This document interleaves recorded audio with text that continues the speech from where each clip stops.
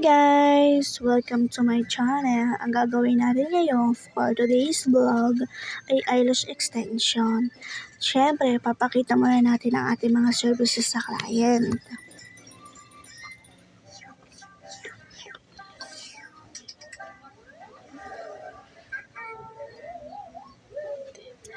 Una, papipiliin muna natin siya kung anong style ang gusto niya. Meron tayong classic, cat's eye,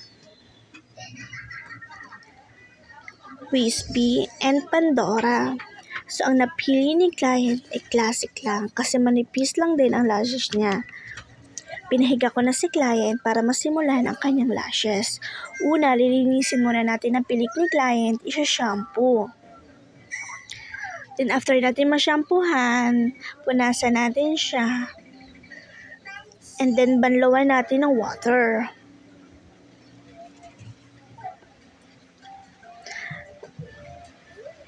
After natin mabanlawan, idadry natin siya ng fan para mas malinis.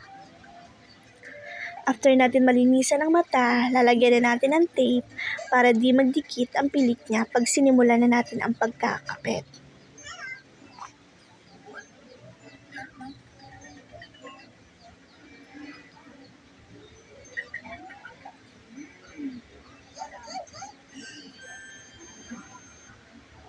So, ang napili nga pala ng client na size ay 12, the curl.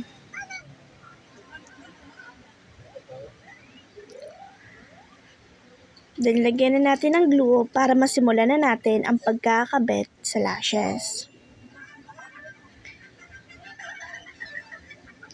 Then, careful lang din ng pagkakabit kasi medyo mahapdi ang glue.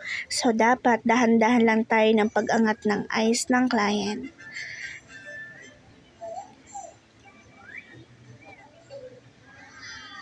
And then, i-make sure natin na sa natural lashes na client natin na ikakabit ang lash extension.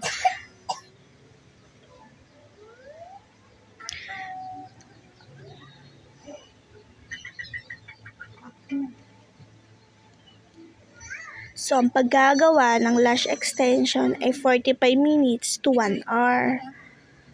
Pinas-forward ko na ang video kasi medyo matagal ang pagkakabit.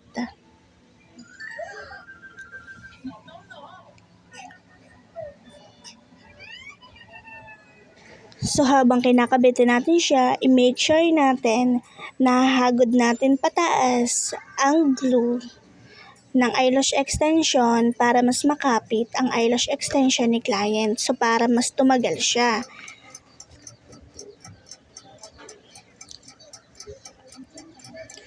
So, after natin malagyan, ipa-fan natin siya ng 10 minutes para hindi mahapdian ng client. Kasi natural lang na mahapdi yung glue sa lashes. More hapdi, more tibay.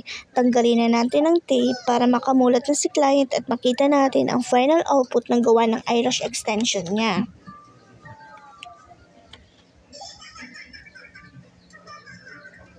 So, yun na nga, nakamulat na si client. Check natin ang final output ng lashes.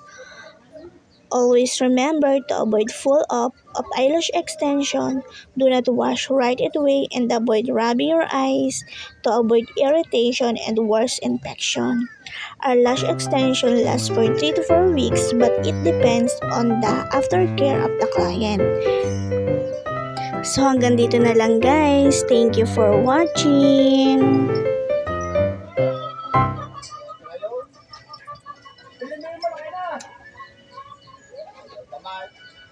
Ciao a tutti!